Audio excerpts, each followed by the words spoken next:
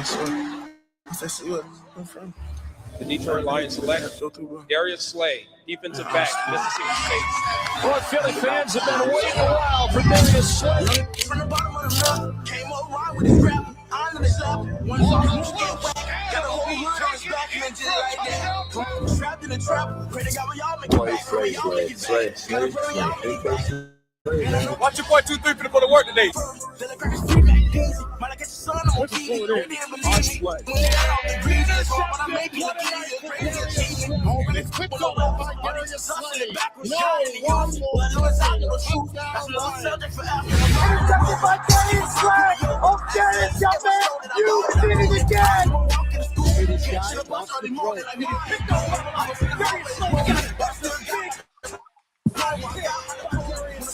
And this boy Slay doing exactly what Slay does. Intercepted by Slay. Far side, and it's intercepted. Big play, Slay takes it away. I just like to send out great vibes to everybody, knowing that I'm not bigger than nobody. Hey, man, let's get it, man. Hey, we got one job today, man. Let's go ahead and dominate our opponent in front of us, man. Let's go ahead and compete, man. Play for each other, man. Hey, we're going to make plays today.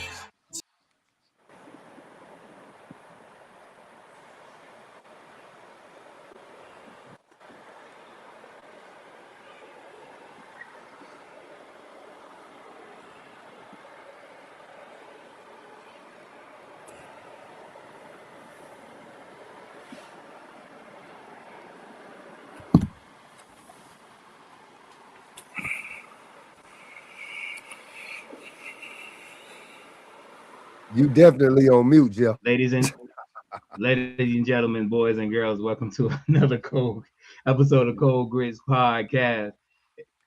It's your host, Coach JT, and I got the usual suspects here with me tonight: Mo Leezy, Smith Cole, and Coach Matt. B2 be here pretty soon.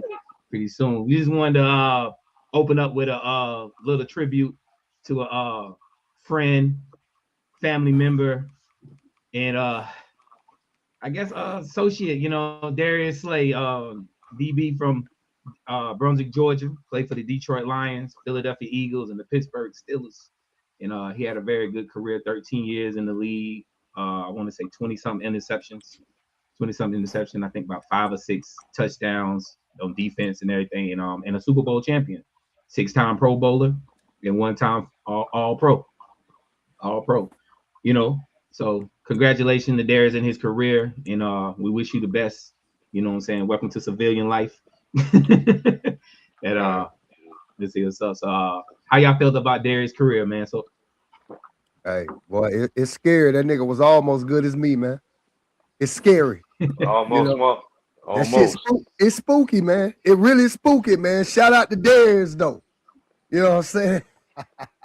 Nah, it's all good, man. You know how I felt. I said it the other day, man. That nigga's good, humble dude. You know what I'm saying? Every time I see him, everything been always on the up and up, man. That's a good little dude, man. Like, if he didn't play football, you wouldn't know.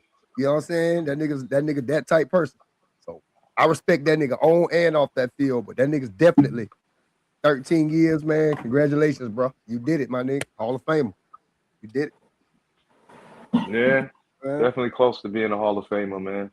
Borderline, if not that. I mean, once you hear that name, everybody knows. So the name speaks for itself, man. Slay was a monster. So he's one of them guys. No doubt. I look at bro like a little bro, for real. Right. Always been humble. Always been to learn and get better. But most important, I think Lisa hit it right on the head. Just a solid bro, on the field, off the field. Everywhere. I think he represented the city well. I always told him I was proud of him, and I meant it because it's been so many other examples of folks coming through the high that go the wrong way. But he pushed it to the limit, took advantage of every opportunity, capitalized on it. But he did it with respect, and he did it the right way. And I don't think there's nobody from the city can be disappointed, bro. Like, for real, he did it how it's supposed to be done. You know what I'm saying? Solid, both on the field, off the field, family and everywhere around, man. So, salute to you, bro. Love you. And just, move on to the next phase, like you say. Yeah. See, I heard that nigga's a gamer too, right? Get on the games. Yeah. They say he be on it hard. I know the other day he was on his live and he was talking about MLB and stuff like that. So yeah, he be out there gaming and stuff, bro. So y'all catch him on Twitch. Big Play Slay. He on Twitch. You know what I'm saying? So y'all catch him and stuff like that. You know what I'm saying? So man, a lot, but so you know what? I think he done made it where the ones coming after him, man, ain't no excuse. Get it done. Right. Ain't no excuse. Get it done. Right. Yeah. Right. You know what I'm saying? He basically showed a prime example of the way to do it, how to do it, far as and getting to where you need to be, because he was highly recruited coming out of high school.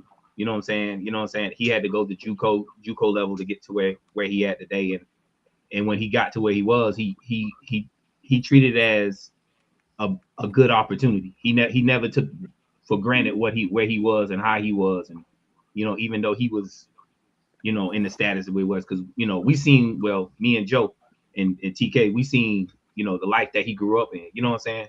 And seeing a man like that do what he did in the NFL was amazing to me. Just being able to watch a guy like that grow up, and do what he did in the NFL, and the stuff that he does for his family and everything is great, friends and everything. So yeah, he's a great humble guy. Great humble guy. He deserves his flowers, man, for real. But well deserved. MB2 was talking the other day, right? Who was better at their position? Was Ocho a better receiver than Slay was a corner, or Slay was a better corner than Ocho was a receiver?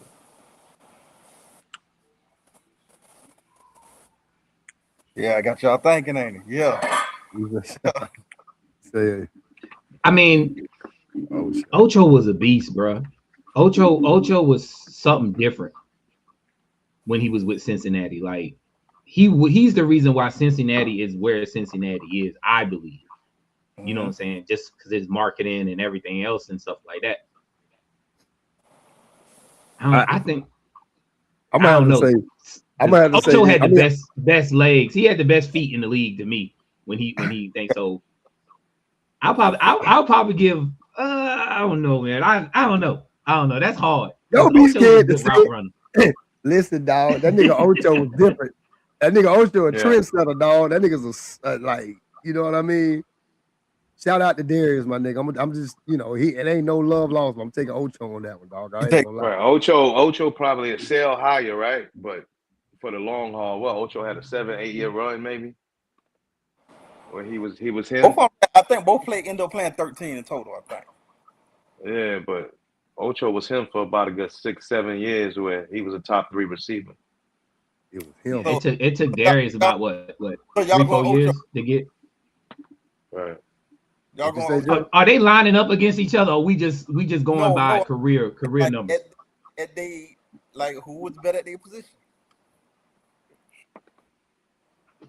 I ain't gonna lie. I'm gonna take Darius, bro. I'm gonna take Darius. I'm gonna take Darius because in Ocho's time, there were other receivers that was just as good as he was. You had Antonio Brown, you had Andre Johnson, you had so many different good ball players at that position.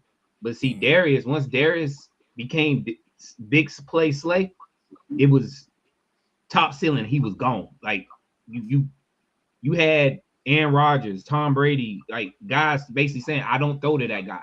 I don't throw to that area. I don't care who he guarding. I don't throw to him. You know what I'm saying? So, and you double team Ocho. I don't care what you do. You got to double team Ocho. If you got a safety over the top or a nick on the inside, that's it. I thinking about it, I give it a slight edge to Slay. Here's why. I think Smiko hit it right on the head when he talked about the run of Ocho about 7 years where, you know what I mean? But to be honest with you, with Slay, to me, and this might be me, from his second year on, I think he had at least a decade run. You know what I mean? So because of the length of, I feel like his This time on top. That's why I gave him the edge. I think they both might get the same number of Pro Bowls, and might be the same number of All Pros. You know, I really want to say at least get one more All Pro. You know what I mean, I think if it got at least one more All Pro, that would solidify the gold jacket. But you know, it is what it is. But yeah, so that was just a good question. I believe it was. I like that. I believe Darius is a Hall of Famer from the numbers and everything, even with the Pro Bowl and the accolades that he has. And I mean, I felt like the Super Bowl, the stamp of the Super Bowl was just good enough from the career that he had. You know what I'm saying? Like he has a Super Bowl. You know what I'm saying? He played on the, if not one of the best defenses that Brian Flores put together that year. You know what I'm saying? Ocho got 6 Pro Bowls. So Slay got 6 too. Oh, okay. Yeah. Say guy got 6 too. too. How many All Pros he got? How many All Pros they say he got? 3. Damn, he got 3? Yep. Damn. First team 2004, 2005, 2006, and then second team 2003. Oh, look at that same source. How many All Pro to get Slay? Say it again. On that same source you're using, how many get a Slay All Pro? I thought it was 1, but maybe hopefully it's 2. If he get 2, he gonna get no. He got 1. He got 1 All Pro and then 1 second team. He did get a second team, but that's still All Pro. Though. He good. Okay. So, yeah. Let me see. Got it. You got a second team. Type the name in. So trying to find this. They're not even saying it on this site. Oh, damn. They just talk about the Pro Bowl selection. Okay. Yeah. I know he got at least 1, but if he got a second team, he should be good. Yeah, I think he's Hall of Fame. I mean, not first ballot. Probably not first ballot. And that's just me talking. I'm not a voter, so I don't know. You know what I'm saying? But I don't see a 10-year wait. I don't see a complete 10-year wait. You know what I'm saying? Yeah. Because to be honest with you, a lot of them DBs don't have many Pro Bowls you think. Like how many Pro Bowl Dion got? Ooh. That's a good question. Yeah, I got a few. I don't think like Dion was there every year he played, seemed like, but hold up. How many? Not the last last tender. Not in Washington, of course. My last 10. Did he get Pro Bowls in Washington? I'm not there. I don't think so. He got 8 of them. He got 8 Pro Bowls. He got 8. Dion His last one was 1999. Mm-hmm. He was with the Cowboys in 99, right? Who? Yep. Dion. Oh, Dion. Oh, yeah. So Dion got 8. Slay got 6, right? So he definitely he range. He should be right there, man. Yeah, and he flourished on every team he played with, but last season was just that one season that just couldn't find his footing with the team that he was playing with. I felt like, you know what I'm saying? I didn't get a chance. I didn't catch a lot of the Steelers games. This year I think I caught like 1 or 2. So should have caught a couple more, but I couldn't tell you too much this year. I know. But congratulations to you, Darius, and good luck to civilian life again. You know what? But I think bro gonna be all right in terms of that because I think he always been level headed. I'd have met some folks, bro, like some dudes I'd have met in the league and stuff. I used to be like, boy, good thing he made it, boy, cause right. But I ain't never look at Slay. You know what I'm saying? He good. He gonna be all right. But some of them dudes, I'd be like, damn, boy, it's a good thing you made it, boy. Oh yeah. I forgot what comedian that was. Somebody said, can you imagine being in a regular store and seeing somebody like Shaq or LeBron just walking by you? They couldn't make it as regular people, man. Yeah. That'd be You know what? I met Shaq before, right? I seen him before too. Me and the wife, we were walking one day, getting a little exercise. I'm walking like, man, that's a big ass nigga right there, bro. Like, who the fuck is? And then I just walked, and we walked up on him. It was Shaq. Like, God damn. Like, yeah. Okay, makes sense. That's a big fucking person. I was at a club on Boston Hillcroft in Houston, and that nigga came around the corner, right? He was walking with the little short ass chick. She was real little. And that nigga was walking by. I was like, God damn, nigga, that's a real person, bro. Like I say, man, this nigga, he chiseled different, bro. Straight up. Oh yeah. Oh yeah. So all right, we're gonna talk about the WNBA and the CBA. They reached a verbal agreement this week. It's about time, but the players hasn't agreed with it yet so far. That's what I've heard. You know what I'm saying? But the CBA basically consists of, we talked about this a little bit a couple of weeks ago.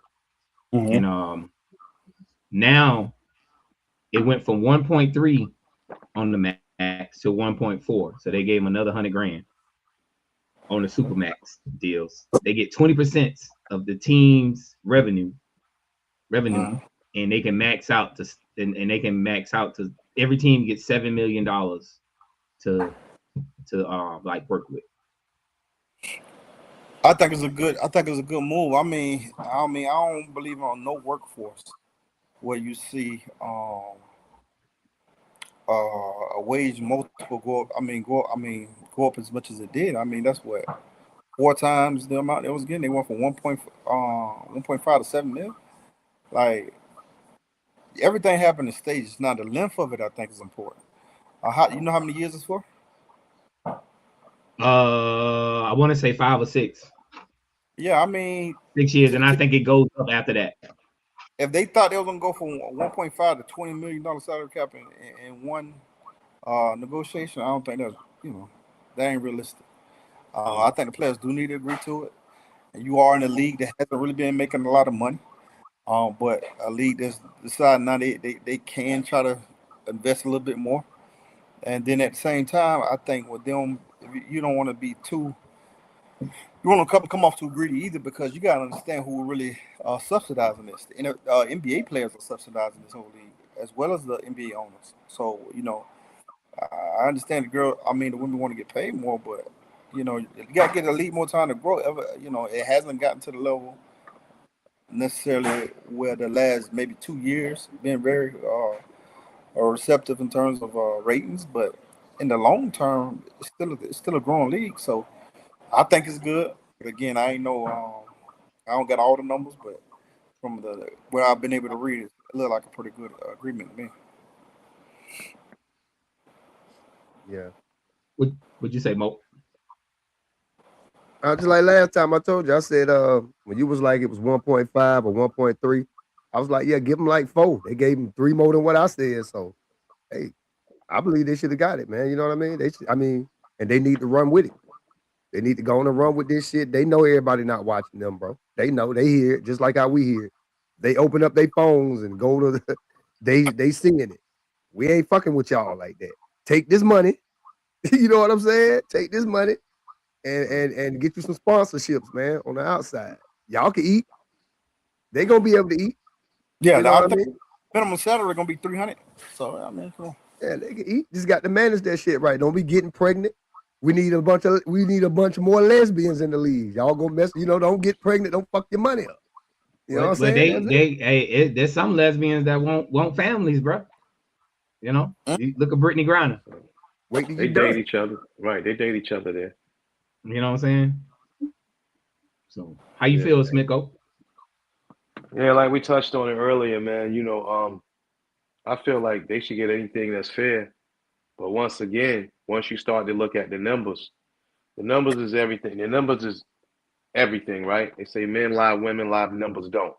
So once they look at the numbers and understand what are we making, what are the owners making, like I'm glad my man touched on that. We talk about what the NBA's losing by investing in this league. But, if they can get more star-studded, you like that star-studded, right? Star-studded women to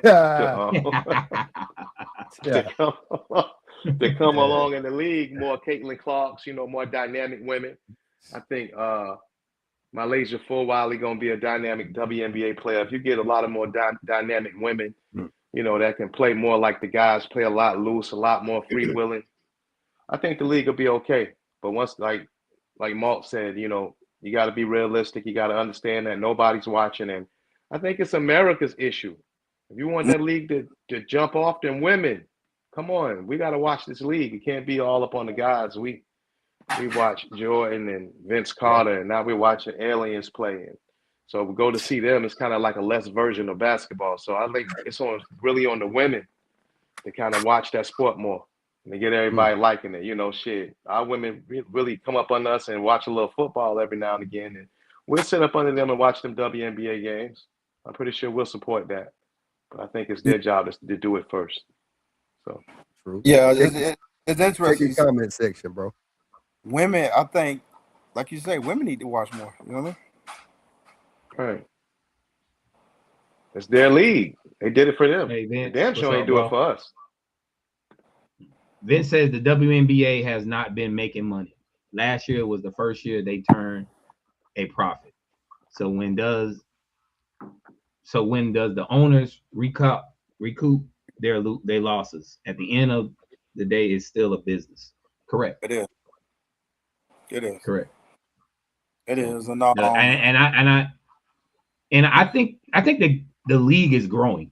You know what I'm saying? It's getting more popular with the controversy with the injuries to Clark and Clayton Clark, but they trying to make it like a bad guy versus good guy or good girl versus bad girl type situation thing. You know what I'm saying? And it's like, to me, it's like, make the games more entertaining. You know what I'm saying? Like we said a couple of months ago, you know what I'm saying? Lower the goals, let them dunk. You know what I'm saying? Yeah. Yo, Amp in the building. Appreciate it. What's up going on, Amp? What's up, y'all? The Spurs ass. What's up, coach? The Spurs oh shit. We're losing too. Look at him. He started on that's his hashtag or something. Yeah. That's his hashtag. That's the nigga how Houston doing, nigga. Yeah. Yo, Amp. Amp. What's up, man? How you feel about fam? You and Darius. That's your fam, right? Yeah. Yeah. How you feel about his career in the league, bro?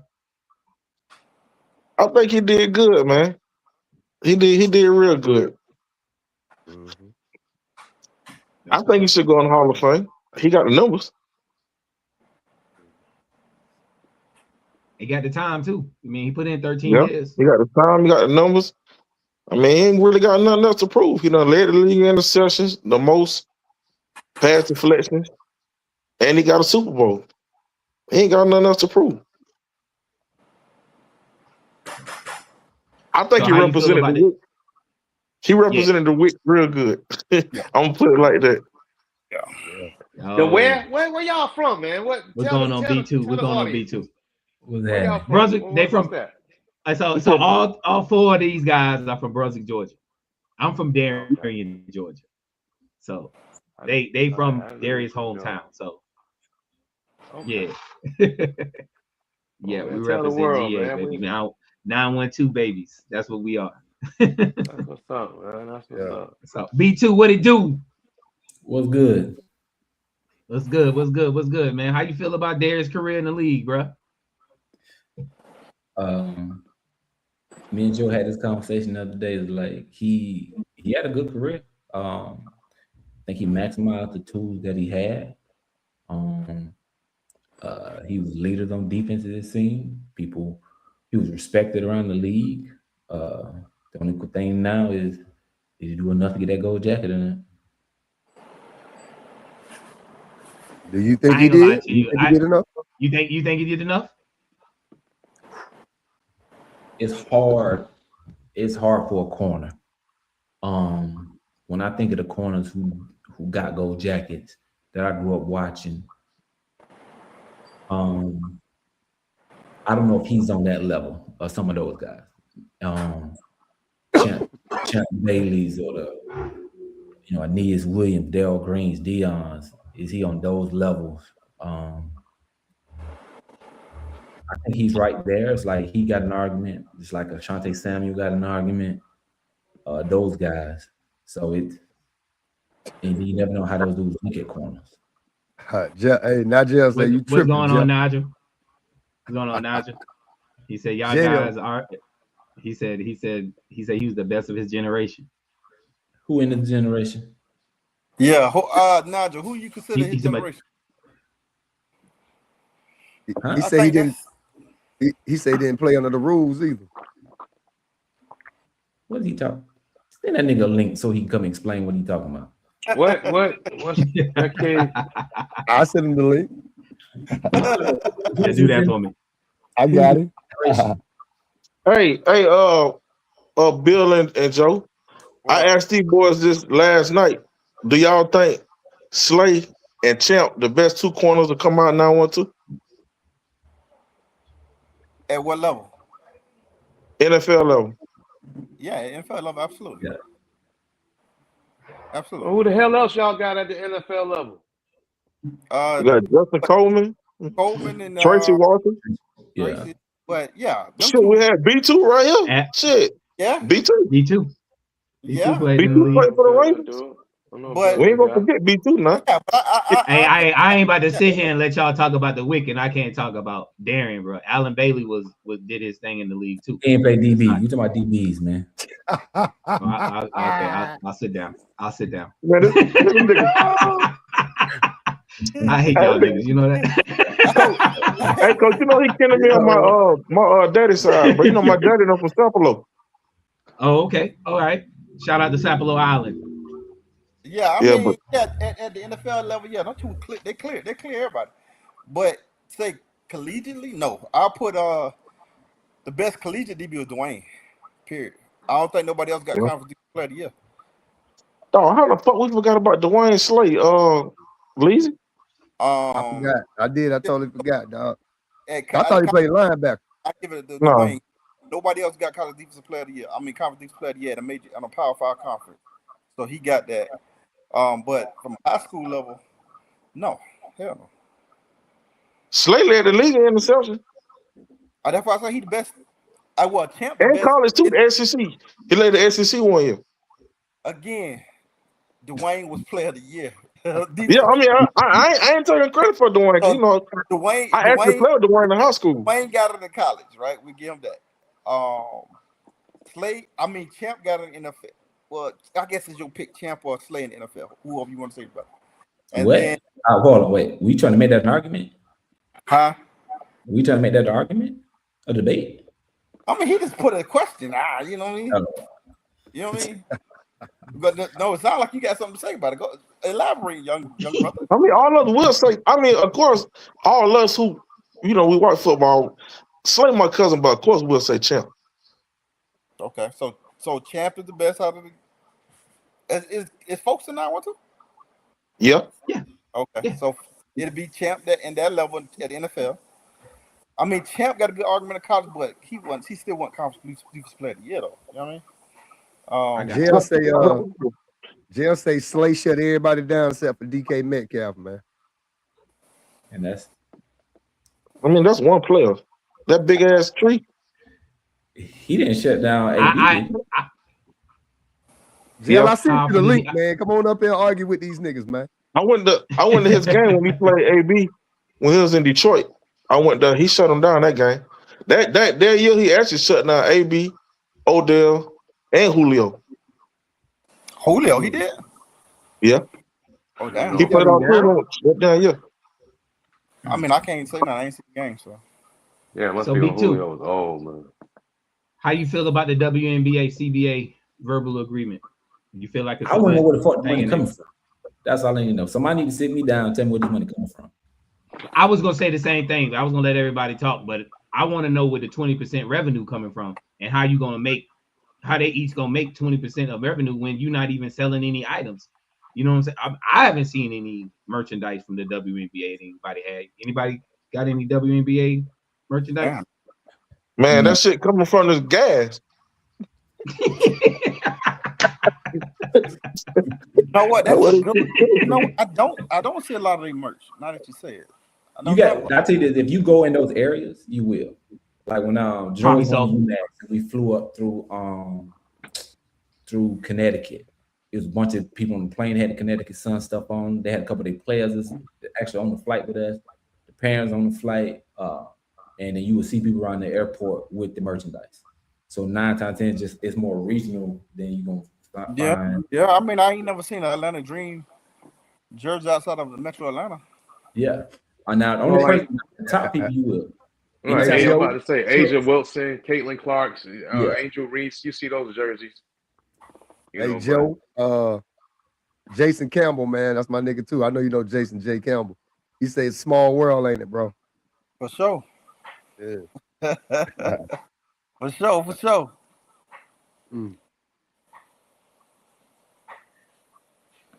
I mean, so they're gonna take. So basically, what you saying, Nigel? They're gonna take some of the NBA revenue and put it towards the women basketball. I mean, the owners own the thing. I'm sure they probably could. BT in the comments too. He said he want a couple of NBA jerseys, man. WNBA jerseys. Why not? I mean, I think folks are buying, especially you buy something for your daughter, but you don't never really see them. You ain't gonna see no dude with it on. Me too. Ain't no nigga rocking no WNBA jersey. But like you said, like in the area that we in, like, there's no Florida. There's no Florida team. Ain't no Florida team, is it? Ain't no Florida. So you wouldn't rock a college jersey? What about a college jersey? Hell no. Hey, when Fly J go, I'll rock a jersey. South Carolina, man, you would rock one of them? No, I got it to collect it, but nah. LSU, you did. I sent you the link, Jill. You got to go to your messages, bro. It's in your messages. I sent you the link. Me too, man. My cousin Dennis Baker told me to tell you what's up, man. Yeah. Dennis, yeah. So you gonna invite him home? Where he at anyway? What he located? Cuz up there, that nigga stay in Detroit. Oh, damn, that's what's up. BT said he with the women's soccer. He working at Border Patrol, Canada and the United States. Oh man, this nigga running folks down for ice, boy. This yeah. Wow. Bad for no reason, boy. Y'all wow, boy. Y'all wow. Yeah, Angel Wilson from the crib. She from where we from, and where me and Jeff at. Yeah, she right here. Nobody don't wear her jerseys around here. No men. Nobody. I haven't seen any.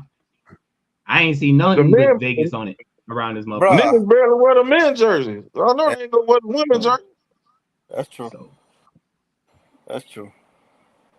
I mean, I'm just saying, I wouldn't be totally not for Fly J. Rock her. Yeah, I rock Fly J though because she 912. Yeah. Fly J ain't better than Malaysia on that team. People see here with Caitlin Clark jerseys. Where you at, Brandon? They're in the tournament. We're gonna see. BT in Memphis.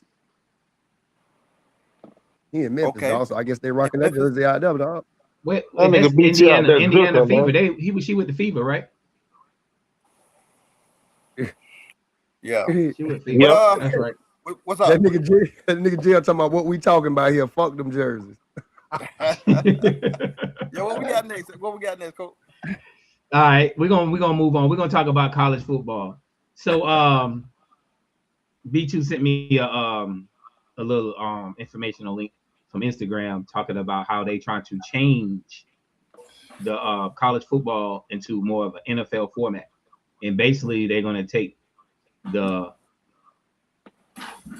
most teams with the most revenue or most TV streams and actually make a super league.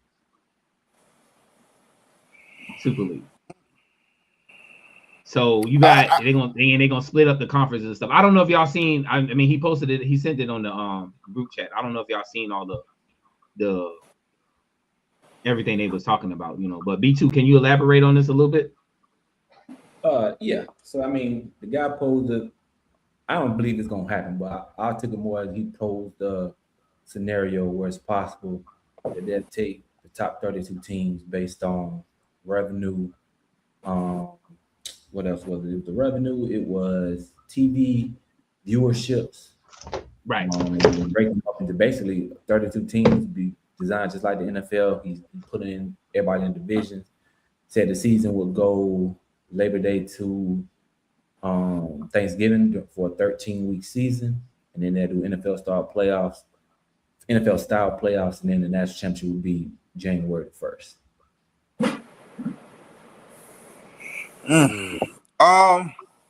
To me, logistically, I don't see how it happens. For one, The two most powerful dudes in college football right now is Sankey and what his name is, Patello, whoever the commissioner of the Big Ten is right now, right? So they would them two would have to be in agreement with kicking out some of the teams in their own conference in order to make the Super League happen, right? And that's the thing. I don't think in terms of a 32-team Super League can happen. Now, what I do think is a possibility of the SEC and the Big Ten breaking away from the NCAA and creating their own association, and with that, they'll take over a few other teams from the Big 12 and ACC, and I could see maybe a 48 to 50 team Super League in terms of them being separate from the NCAA. I think that's more likely. Logistically, legally, I think that's possible. For it to be any other way, I just don't see how, in terms of court cases, it could go any other way. For instance, if the SEC tried to break away, but they wanted to kick out, say, Vanderbilt, legally, Vanderbilt will hold them up in courts for at least 6-7 years. So I don't see how legally you would be able to just take the top few SEC teams and the top few Big Ten teams, because right now they're 34 teams in just those two conferences. So to get to 32, I just don't see how you're going to make it happen legally. And nobody want to go to court against Vanderbilt. Man, they got too much money. Yeah, it sounds like a circus, dog. You know what I mean? I don't know. Ladies and gentlemen, Nigel is in the building, y'all. Nigel's in the building. Hey, don't come with that loud shit either, bro. What up, Nigel? Yo, Nigel, can you hear us? Yeah, man. I got this shit on my headphones. Hold up, man. I ain't on my headphones, man. What it is? Y'all can hear me? Yeah, we hear you. Oh yeah. Hey, good with you, bro?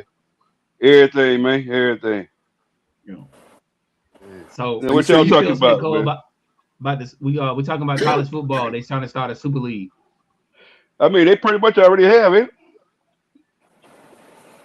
I don't really like it, but them smaller schools can't never really compete anyway, so it ain't gonna really matter. It's always the major conferences. Like for instance, I don't think the Pac-10 is gonna bring nobody else to the playoff. Shit, ain't nobody left in the Pac-10 though, is it? Like 2 teams? No, they didn't. They gone now? They have reorganized as 18 team Pac-12 now. Yeah, but who over there? What I'm saying, ain't gonna be no major teams there. So the boys are probably gonna be the biggest brand in that conference now. See, you don't think? But they ain't gonna have it. No. San Diego State, Fresno. I think Oregon State can represent the Pac. I don't think they'll be making it to the playoff because they're gonna look at Big Ten and SEC first before anything. But they just got to have their conference. They got to be ranked higher than some of the other conferences. That's what it'll come down to. Right, bro. They about don't even want the Big 12 in there no more, bro. They don't. To be honest with you, but it's a couple of players in the Big 12 that you can't just overlook. You can't overlook Texas Tech because that $1 billion backer they got who invested so much in NIL right now. They're gonna spend about $40 million. So you're right, but what they did in the playoff? They got spanked, but they come with a problem. I mean, that come with time. You know what I mean? But if you put $40 million in NIL and you're gonna win some games. You ain't worry about that. Yeah, you're gonna win some games, but you're gonna be able to compete. It's a big difference. Absolutely. Because really, this whole playoff to me, the whole first round, they could have just washed out. That's true, but at the end of the day, it comes down to dollars at this point. Them players chase some dollars. So, and that's the problem, though. I ain't even talking about the players. I'm talking about the product. The players is the product. No, the players the players make the product, but they're not the product. They're the makeup of it. The product is the game. The product is the player. I ain't never seen nobody buy no ticket for no player. They buy a ticket to watch the game. The game is the product. Well, I mean, it depends on it. Nigel, I'm gonna be honest with you. With that statement, it depends on where you at. It depends on where you at. The players. What do you mean? That's what I'm saying. What I'm saying is Miami is gonna sell tickets regardless of what player is there. No, that's a lie. Yes. No, come on, bro. No. Bro, Miami was just bad a little while ago, and they were selling. Hold on. First off, you use the worst example because Miami already struggled with that's the worst. They struggle with selling tickets already, so that's the worst. Damn, Amp. I think you on mute, my boy. You hear me now? Yeah. There you go. I said the Hurricanes are my team.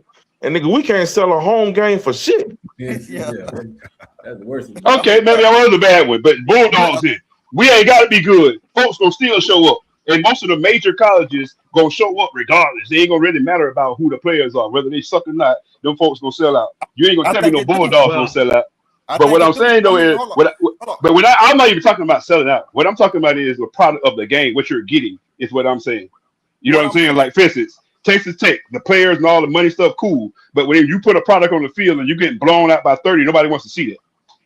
Absolutely, but what I'm saying, Brandon said the product is the university. No, take Florida State. They thought they had enough brand power to overcome those bad seasons, and when they start having those bad seasons, they weren't selling tickets. So at the end of the day, the players determine how good your product is. That's what I'm saying. I don't care how good the uniforms. If you ain't got the right players in it, they're just uniforms. They're just a bunch of cloth. So at the end of the day, you got to have quality players in terms of people continue to come through that turnstile. See, you keep talking about. I'm talking about the game itself, though. We keep going back to the players. I see what you're saying. Yeah, that's what I'm saying. Like, I don't care what the players are if I'm watching the game and I'm watching the 30-point blowout. You get what I'm saying? Because it could be 5 stars getting blown out or some 2 stars getting blown out. What I'm saying is I want to see a good product. And right now, NIL money ain't making a good product. Just because you got money like Texas Tech don't give you a good team. Hey, hold on, Leonard. Did you go to those Florida State games when your boy was there, when Willie was there, when Willie started losing Listen, I went to those games. And I know, brother, they was not selling out games, brother. And I know for a fact he didn't say that because he's a nose fan. I know Hicks a nose fan, and they ass Hicks. I ain't telling you about what I heard. I'm telling you what I heard. But they still have. All right, when you saying sell out, bro, I already know you're not gonna sell out. No. But when I'm talking about when you start talking about money. Okay, go ahead. My bad. Go ahead, bro. I was talking to you. Somebody put a comment in there, and I had to correct. Oh, my bad, boss. Yeah, my bad. We reading the comment. I don't even see no comments. I mean, I wouldn't mind seeing a Super League and them bouncing away from the NCAA. My only issue is when I looked at the format and the dude basically broke down all the teams that and the money that they make and the TV views that they get. A lot of schools not in there. You know what I'm saying? A lot of schools they're not even talking about putting in there. So basically, in my mind, you're gonna ruin college football. If you take these teams away and you don't have Clemson and South Carolina, when I'm only speaking that because I live in that state, and they don't play the Palmetto Bowl, to us it's like, dude, like what we doing? Like what we have? Because they're gonna take Clemson and put them in the power in the Super League, but South Carolina gonna be left out. You know, but why would South Carolina be left out though? Because they're not getting a lot of TV time and revenue and stuff. They coming up. That's what I'm saying. Like, what we doing here? We talking about money here, or we just like that? They fucking up the game. Worried about money. Production. I would have said production. To me, if they try to continue to be too much like the NFL, they're gonna bite themselves in the foot. I mean, the NFL is the NFL for a reason. And you can't copy them to the point you become a copycat of that, because then you become the off-branded NFL, and I don't think that's what they want to be. Continue to be what you are. We appreciate college for what it is. Keep up the pageantry, the tradition, and all the everything you got. And don't get too, don't chase the money too much that you lose yourself. Right. What's some many niggas in here? I'm looking cross-eyed. God damn. Hey, I also think it's gonna water down the draft, man. Because we ain't gonna really know who is who.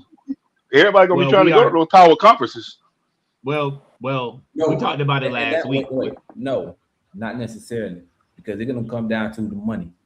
In this scenario, if they do that, the Super League teams would go into a collective bargaining situation, which means they have a salary cap and all that kind of stuff. So you got to ask yourself as a player, do I want to go to Georgia in the Super League and be capped and making $4 million a year? Or do I want to go sign with South Carolina, for example, who's not in the Super League, who can pay me $10 million? And that's what it comes down to. But what I'm saying, I ain't talking about that. I'm talking about the talent-wise, though, because you ain't going to really know who is who. I'm talking about the talent don't want to get the money. No, I'm talking about when you get ready to go into the draft. Like, how you going to really scout who playing who now? What I'm saying is basically everybody's going to be, all the NFL teams are going to pull from those super teams, and they ain't going to really want to go to those smaller the smaller teams that ain't really playing for the big boy. Because now you're looking at them as like mid-majors. That's if the talent goes to the mid-majors. know what I'm saying? You said it's gonna be a super squad, right? Like a super league, Super right? League. Yeah. So what I'm saying is I'll ask you this: most if you got NFL a teams will chance- want to. If you got a chance to take a job at a company, a well-known I think you're missing my point, bro. I'm not talking about where you're going in college. I'm talking about when you missing my point because hold on, let him finish. You assuming all the players gonna go to the Super League because it's the Super League gonna be considered the best league. What I'm saying, the same way you go back to how the USFL was without paying people in the NFL, and a lot of talent went to the USFL instead of going to the NFL. So if you that shit was weak. And if you're telling me I can make more money at South Carolina, not in the Super League, what I'm saying is that shit was weak though. That shit was weak. No, it wasn't. Yeah, I mean, Hall of Famers came from the USFL. Yeah, once they got to the NFL, they were just as good. What are you talking about? They was just as good.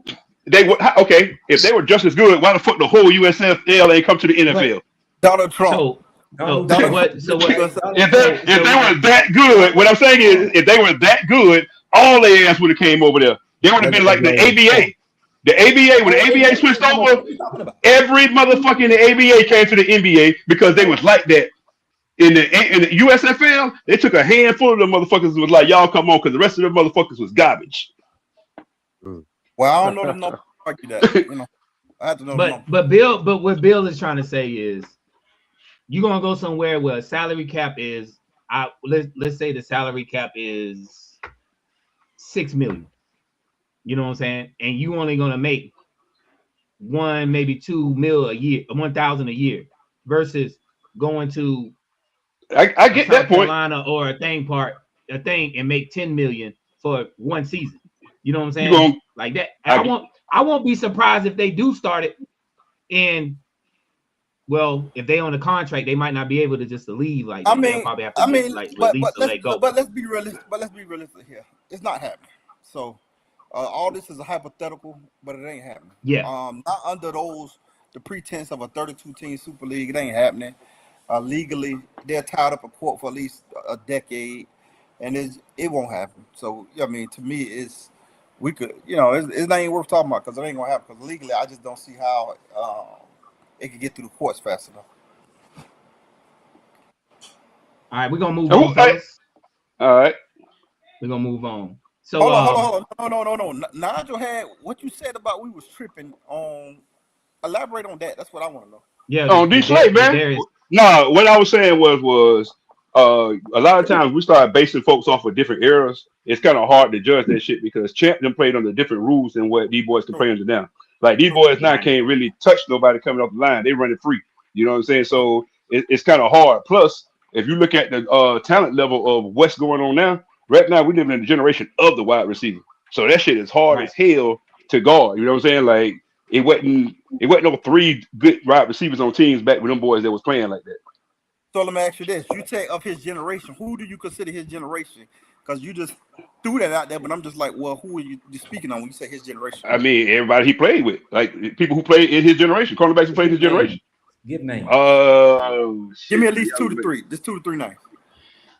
I don't want to say Surtain because they ain't really in there like that because he's just starting out. But hold up, man, y'all. Ramsey, Jalen Ramsey, what? Okay, he's better than Ramsey. Okay, Ramsey his generation. Okay. And boys and that's why I couldn't say because I didn't take the time to go look at all the guys who came in the same time or near the same time. Around the same time. So that's why I can't say he's the best because I ain't take the time to do that yet. No, I didn't say the best. I said arguably. Okay, but even that's why I said. Oh yeah, definitely. If you are in the conversation of top 5 wide receiver every year you're in the league, you're definitely in that conversation. True that, but in terms of me, it was saying that I ain't gonna speak on unless I do my homework on it. You know what I mean? And I had. No, I'm saying is we were here. Yeah. Some things you ain't got to do the homework on. We were right here watching him play, and every year it was an argument who was the top cornerback, and his name was in that conversation every year. How many years did he lead? Would you say he was the one? Ooh, I say at least 4 or 5 that he was like that dude. So you had him. And see, I wouldn't say more than that. They were just losing in Detroit. So you had him better than the Rams. But he held his own in Detroit. Even though they were losing, he still held his own in Detroit. That's what I'm saying. He was still like that. Huh? Man, who the cornerbacks came in that time? I don't even fucking know. They saying I just Googled it, and they say from 2013 to present. Talk to me. Some of his elite peers. So these people he played with, maybe not at the same time, but they put Reeves, they put Surtain Jr., they put Saul. But hold on. They did put Surtain Saul. He's better than right now, but their career's still going. But right. Reeves, I don't know. You know, and the reason I say that is I think Reeves was probably better than him. Like at his peak, I think he might have been better. But Darius had way more longevity than him. I ain't see Darius fall off. I saw Reeves fall off. They put other names like Stephon Gilmore and better. D-Slay. Talib, what's the boy name? Talib, better. You saying career peak? I said Reeves has a better peak than D-Slay in my opinion. I'm asking you about Stephon Gilmore and Slay. You talking peak or you talking career? Career. And I'm not talking rings and none of that shit. I'm talking about straight up ballers. You're talking about peak. Yeah. No, I'm talking about career. You still said ask me which one peak of career. She said Stephon Gilmore? Yeah. Yeah. I ain't watching him enough, but I'm finna. Let's see how many Pro Bowls he got. Oh, I don't go by that. I'm sorry, bro. I don't even do that. You go about gameplay and how well they play on the field. Yeah, because that's a popularity contest, man. So you on the eye test? Yeah, I don't do that. MVP, anything that's an award, I don't do it. Now, if you scored points, so you got interceptions, you did all that, cool. Okay. But even interceptions can be deceiving too, because they might not throw your way. Okay. Slade got Gilmore in the number of Pro Bowls by one. Gilmore got more All Pros, and he got that Defensive Player of the Year. You know what I mean? And Gobert won that bitch over Wemby last year, so that's what that shit mean to me. I don't give a fuck about no awards, bro. Yeah, I agree with that one right there. I agree with that one, dog. Hey, we gonna move on from college football, and Darius. Lately, it's been a lack of black coaches in professional sports, from the NBA to the NFL mostly, and we're dominating majority of these sports. How do y'all feel about the lack of black coaches in the league? And I want Bill to elaborate and Joe to elaborate on how y'all see coaching on that level. No, I want to let Smiko start. Go ahead, Smiko. Oh man. Well, basically, man, like I told Jeff, I watched it's a mini documentary, and it was just talking about the lack of black coaches in the NFL. Shout out to the guy. What it was, the NFL's Negro problem. Just in case, I don't want to. Yeah, I got it. I got it down in the right in this thing. Right. I told them YouTube. And we were speaking about football earlier, and someone was like, "Well, that'll water it down." Man, football's been so watered down that I don't think it can be any more watered down. When we were younger, we were in love with the hits. You know what I mean? Like, yeah, we celebrated the hits. We celebrated like it was the modern day warrior, like, you know, gladiator sport. So to look at, hey, hold up, man. I don't mean to cut you off. I'm sorry, man. Nigel, hold up, Nigel, hold up. Yeah. Go ahead, Smiko. Yeah, I'm just giving a correlation about how football's already been watered down. So I think to what we're dealing with a lack of black coaches, I think that once they understand that we're just used to a product, we'll water it down like hell, man. From a Coca-Cola to a vanilla Coke or some shit like that. Just everything, just different phases of life. They water everything down until people finally say that's enough. For football to have 70% black folks, that's actually the talent, or like you guys say, the product. And now you have you can count 6, 7 coaches. That's more of a product of us, you know, being who we all out here now, sitting there saying, we'll watch this shit. We'll watch even this watered down product, even though y'all not hiring black coaches. So I think that's something that we're dealing with now. I like to talk about 50 years, 100 years from now, how things have changed. I think once people wake up and understand, like, look, once we stop watching, they'll bend to our rules. But right now, we just watch a watered down ass product and won't even complain. And we're the people that's making it go. So if we really want to see a difference, man, we got to stop watching collectively. But go ahead, ask your questions, dog. Oh man, I'm sorry, man. I'm sorry. It wasn't nothing like that, man. I didn't want to know who the hell Joe was, man. That's all. I'm sorry, man. I was being rude, though. What's that? Nah, you're good, bro. You're good. Nah, but who is Joe, though? That's me. I can't see who the hell nobody is. What's your last name, bro? That's Coach Matt. What's your last name? You remember Joe McClellan, dog?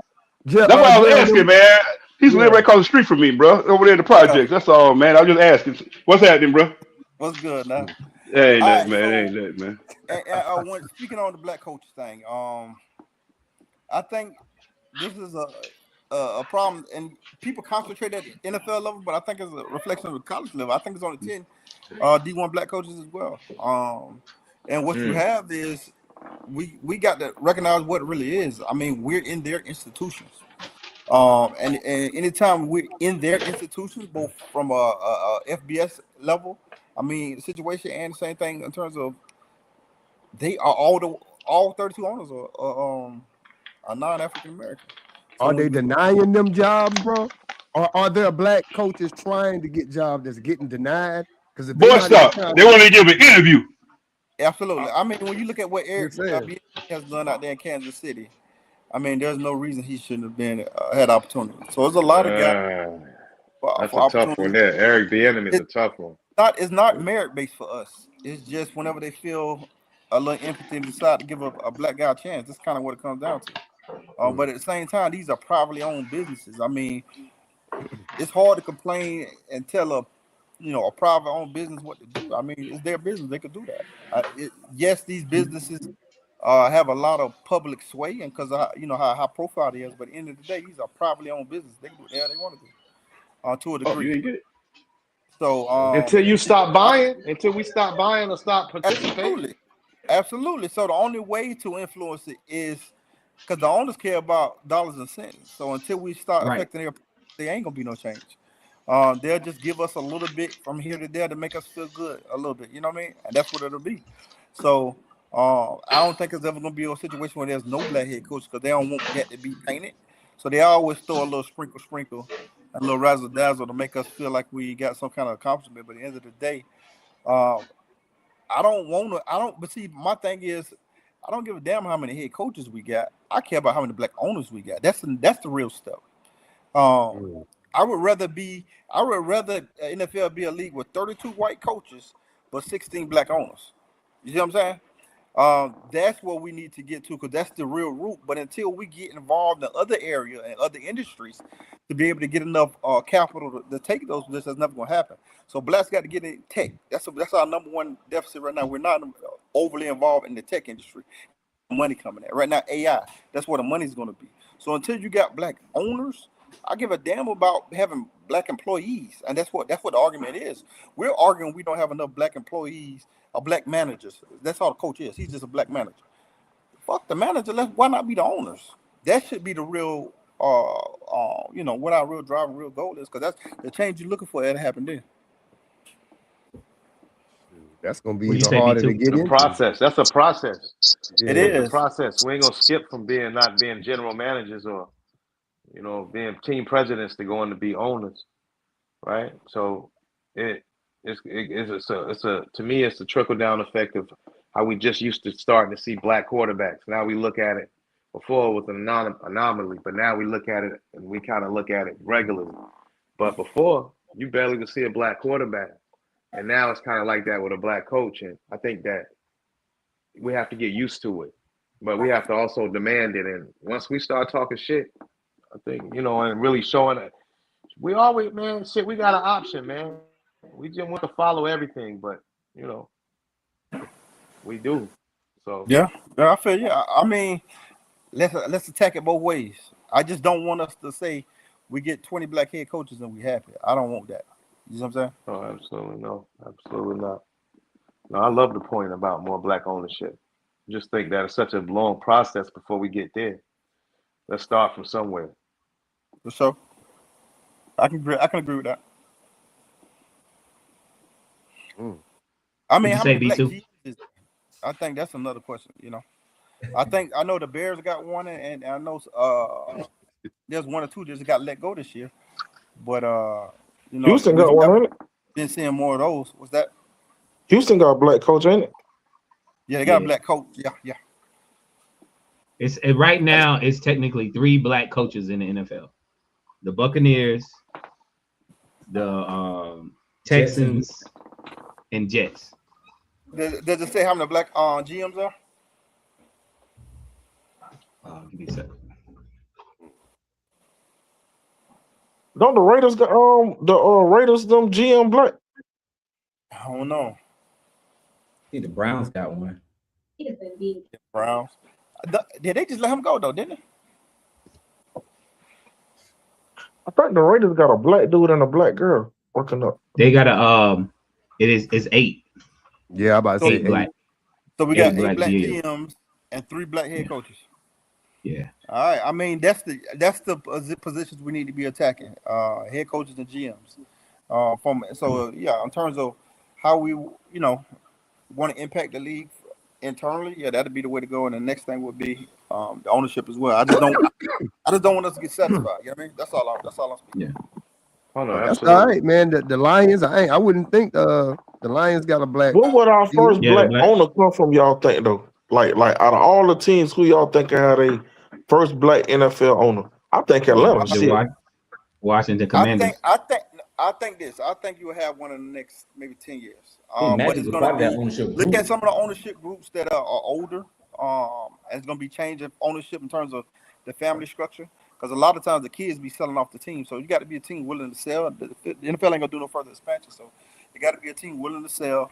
And it's going to be, so just look at some of the older ownership groups. Because a lot of times them kids, once they get the keys, they like, man, let me get this money, All right. I think part of the problem also is, if I'm not mistaken, it has to be 100% across the board to change ownership. You talking about all black owners? No, the other owners have to, they have to sign off on it. So it's a good old boy system. I just don't see a majority of them, or I think it has to be unanimous if I'm not mistaken, but it may be majority. I just don't see the majority hiring somebody black. No, I think they'll do it, because here's why. In terms of none of the ownership groups that have been buying on franchises recently are being singular owners. What I mean by that, you got to buy them in a group. So it'd be a group of people coming together to buy the ownership. And can it be a black majority guy on that? Absolutely. But they'll just make sure they got enough representation within that group where they feel comfortable. So that in terms of, you have to play politics to get it done, but I think you can get it done.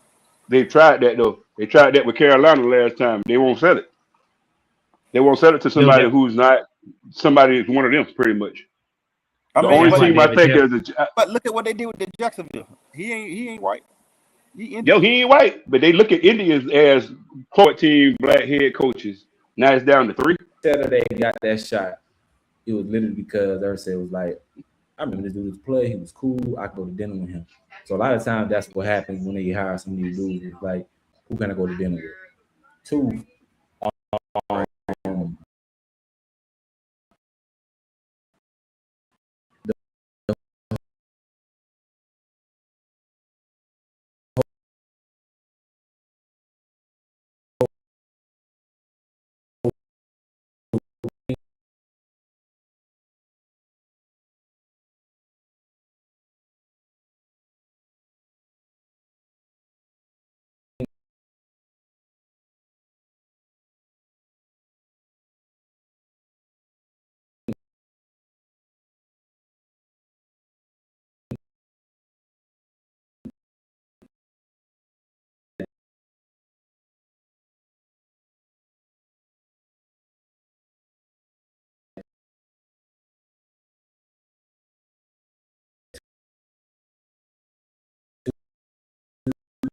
more the room.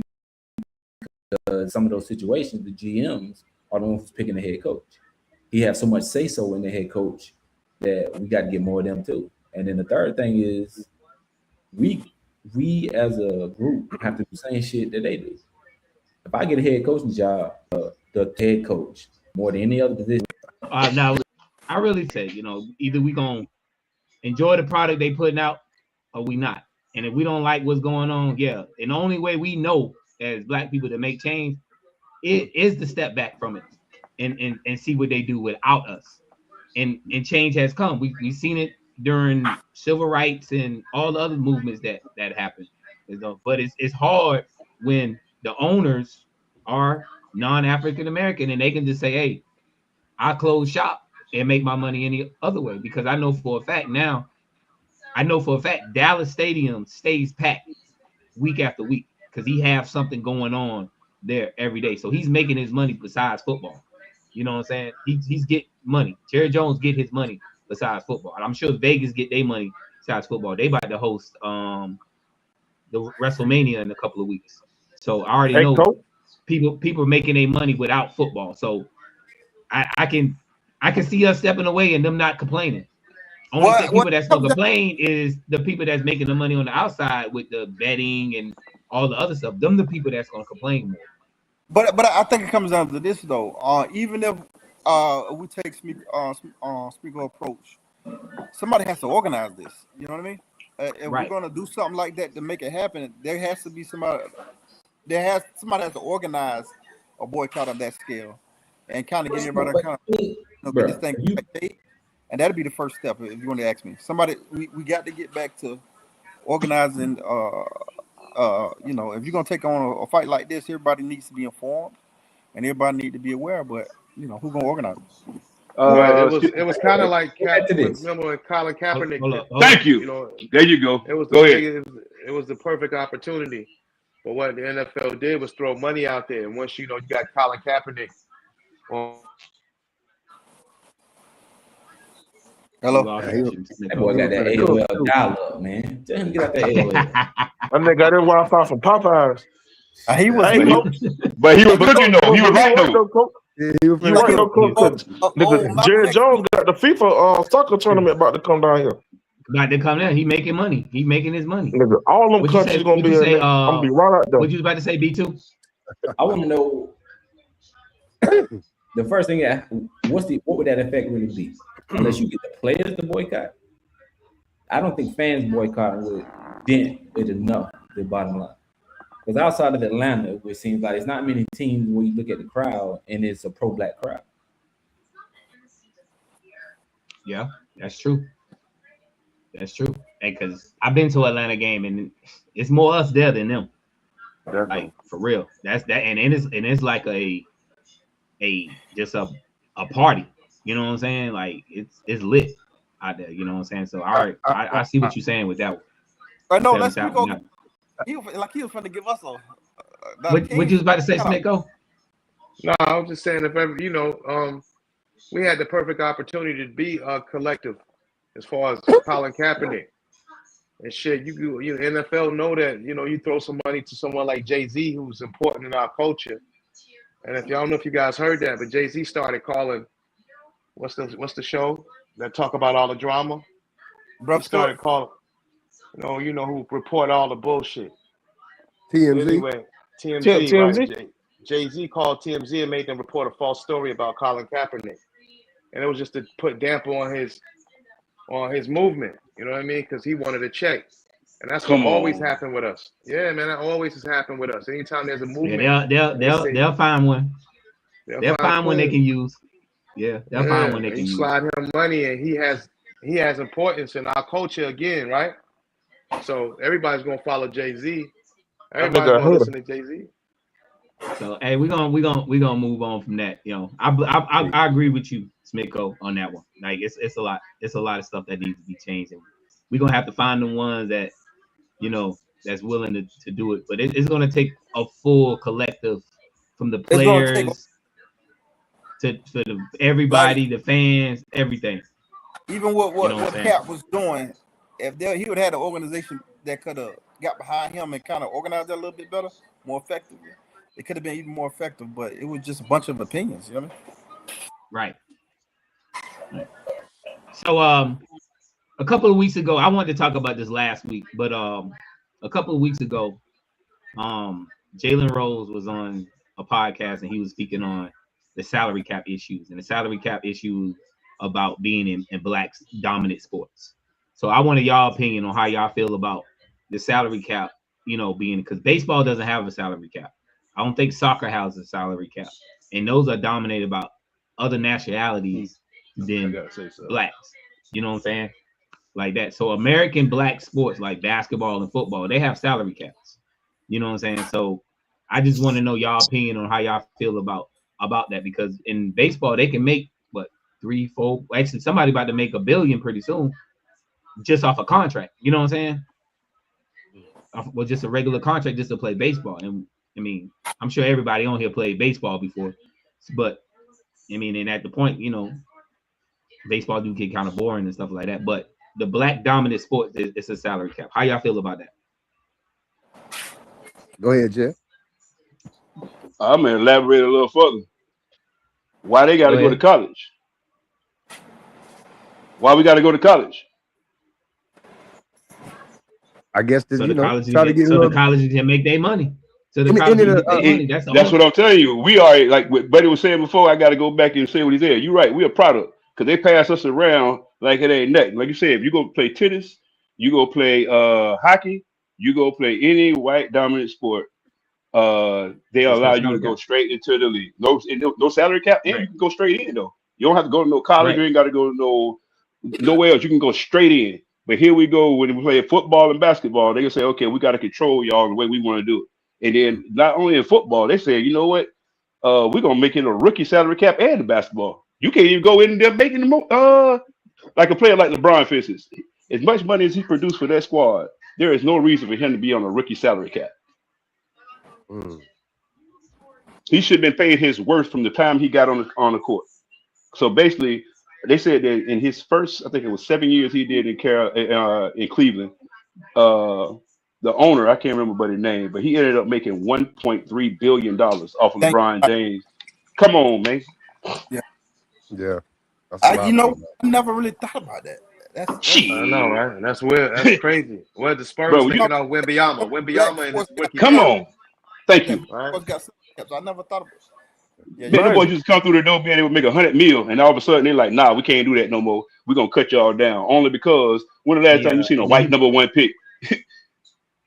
Nigel, that's where that slogan come from. The blacker the bread, the sweeter the juice. You're right. Where the slogan come from. You're right. That's Glenn Big Dog Robinson did that, man. That was it.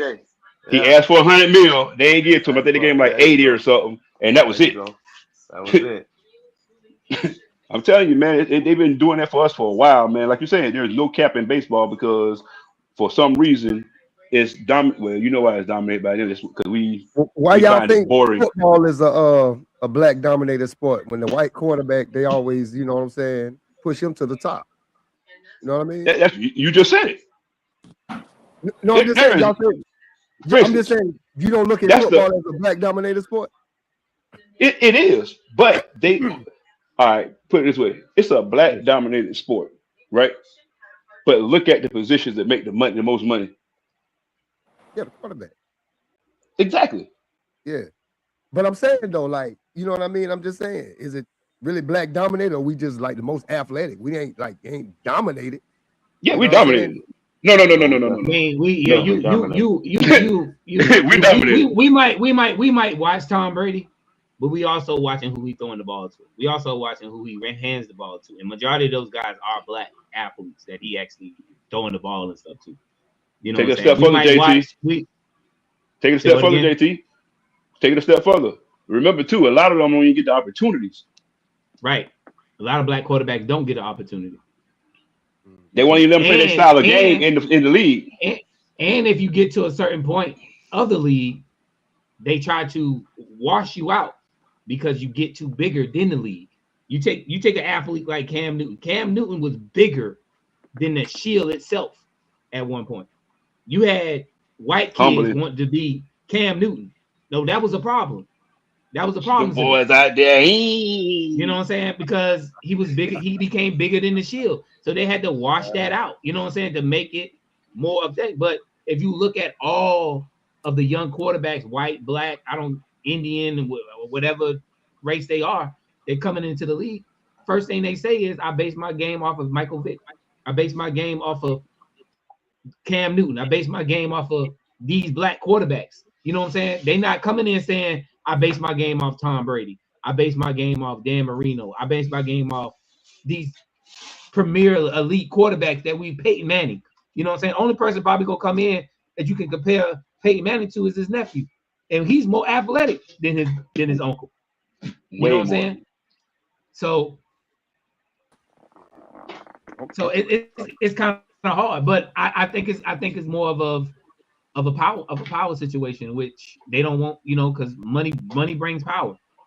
You know what I'm saying? And if we out here doing what we need to do, you know what I'm saying? Just like they did J.R. Smith, when J.R. Smith said he came to a bunch of players and said, hey man, let's start doing something for our community. Let's start doing stuff for thing. And what they do, washed him out. Like, hey, he doing too much. So that's how I see it. They're not gonna let us get but so much. You know what I'm saying? Look at free agency right now. If you go in free agency right now, and granted, a lot of teams don't really have the money to pay a lot of these players the way they want to be played. But with the CBA being the way it is, that's what caused this to be the way it is. You know what I'm saying? Because now they only focus on certain positions to pay certain positions, and everybody else, you're just coming in 1 year deal, 2 year deals, and you probably. But I think but I just think you just nailed it on the head, right? We're talking about they. But at the end of the day, all of these salary caps and everything are negotiated, and it's the Players Association that agree to these. That's true. Remember, Baseball Players Association is known for they'll sit out. They'll sit down and shut the whole thing down for an extended period of time.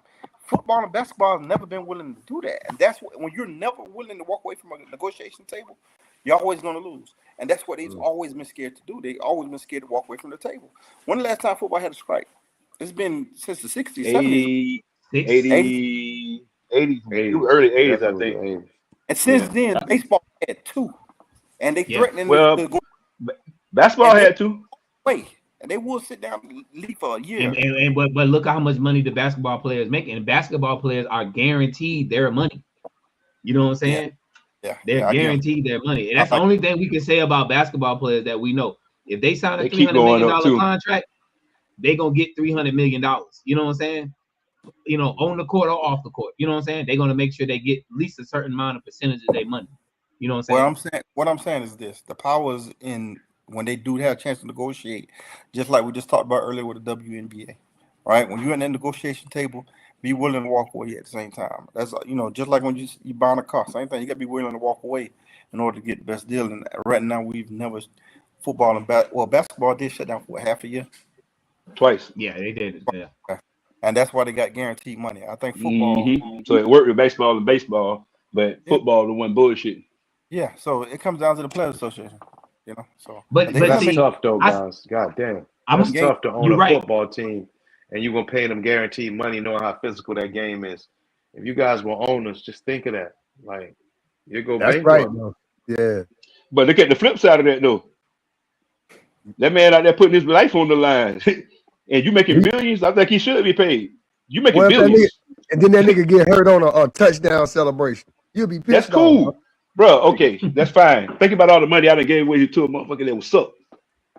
You know what I'm saying? You might draft a number 1 pick, and he might end up being one of them dudes you didn't. Yeah, you didn't mean to gave him some. You know what I'm saying? You didn't pay him. So all I'm saying is I take my chance with her injury, but all I'm saying is regardless he get hurt or not, you still getting paid. Yeah, billions. I ain't talking about no little bit of millions they making. You getting billions. So I don't want to hear that about the guarantee. So how the other sports can do it, and they don't play a sport like that, but you still see career ending injuries. Yeah. Hell, so baseball, you might to get guaranteed money, in my opinion, because you. And that's what I was saying. It's not exactly. I agree. Baseball players, let's be honest with you. If you moderately take care of your body, you're gonna play 15, 20 years. In football, nobody can guarantee how long they're gonna play. So that's what another reason they should. But again, everybody knows football always had the worst players association period. They always been weak. Yeah. And one reason is too many of them. And what you will have is, and the owners know this, it's because with football players association and baseball, they're smaller. Football got larger numbers. So what you do is you know there's a 20-30% at the bottom of that players union that's broke. They done ran through their money. You know they broke. So, that'd be the problem. B2, unmute your mic. So B2, you part of the Players Association for the NFL. What's the concept of this salary cap situation?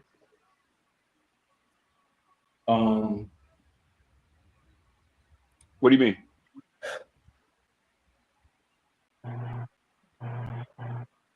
What do you say? Do you see where the player? Do you see where the players can be? More players can get guaranteed money versus with the revenue that's coming in the NFL. They got to demand it. It comes straight down to demand. Exactly what we said. Yeah, it's like Joe said. If you're not willing to walk away from the table, then you ain't gonna never get what you want. You literally have to demand it. And right now, the only people who've been really demanding have been quarterbacks. Kirk Cousins got guaranteed money. Namdi got a guaranteed contract. He's on like a 3-year because I think they franchised him, and he ended up signing a 3-year, $45 million all guaranteed contract with the Raiders before that was like his last little stint with the Raiders. Before he went to Philly. You screaming Kirk Cousins because he old? Yeah. And Deshaun got the guarantee too. Because he just robbed us. Yeah, but that's the point I make. Only quarterbacks walk into the meeting room because of that belief, I'm so important that they can walk in and say, listen, I want all $250 million guaranteed or I ain't signing.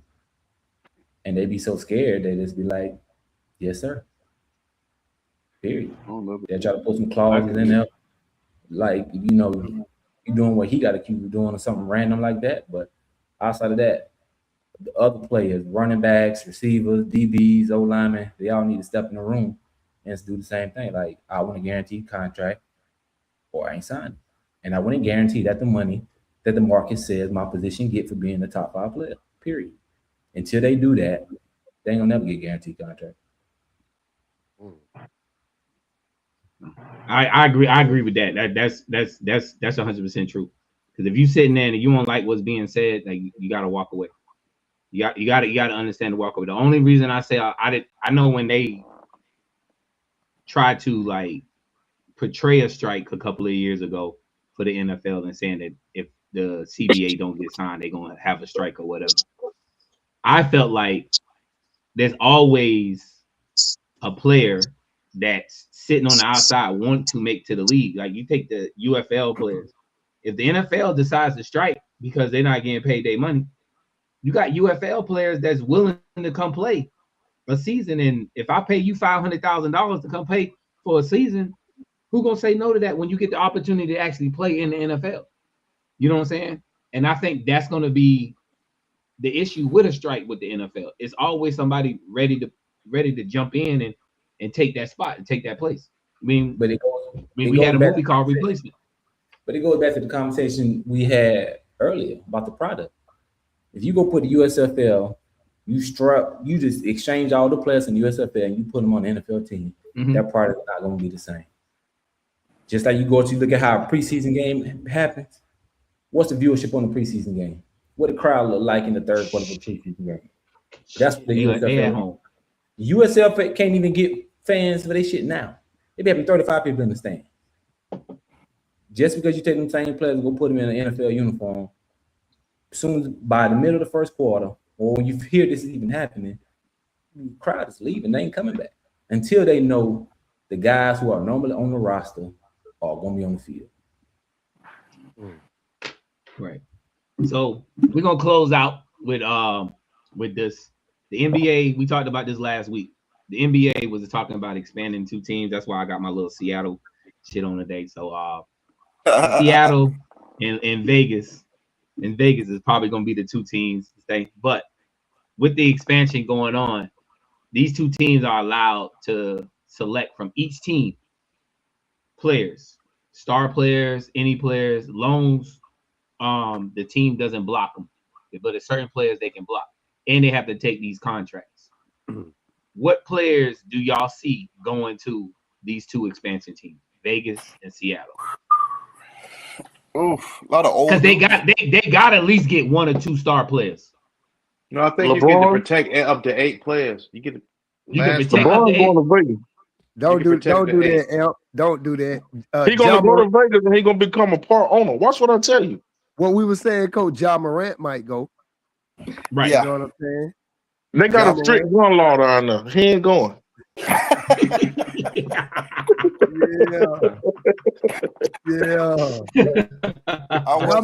tell him job from the crib, man. Job from the crib. What's that other dude? Who stay hurt? Like McGee. JaVale McGee might go out there and play. Man, JaVale McGee over in Australia right now going ham. Yeah, so he might come back and go do that. You know what I mean? Who else out the country that's hooping? Dwight Howard might go play. He just retired. He just retired last He year. retired? Oh, okay. Well, he out of here. Well, you ain't seen the video with his wife is doing? Oh, all that. Oh, yeah, that's right. That's right. She had a bag of cocaine. Look like. In my mind, I don't know how that bitch didn't get arrested.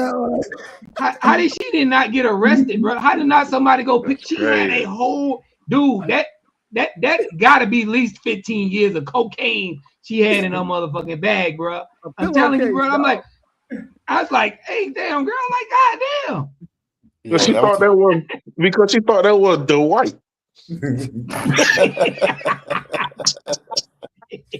That motherfucker. That's crazy, bro. That's crazy. Yeah, man. I mean, I'm excited for Seattle to get a team back, man. Like, to be honest with you, but I just hope they pick the right players, like, to go to this team. And I wouldn't mind Ja Morant going. I don't want Zion coming to Seattle. I don't mind Ja coming. He might go too. He might. We knew that. We already knew the other place wasn't getting no team. Talking about Mexico, nigga. American can't even come in that bitch right now. They talking about getting a team. Yeah. Man, they might put a whole team of foreigners over there in Vegas or Seattle, dog. They might They kill. might have. They might. What'd you say? What'd you say, Smiko?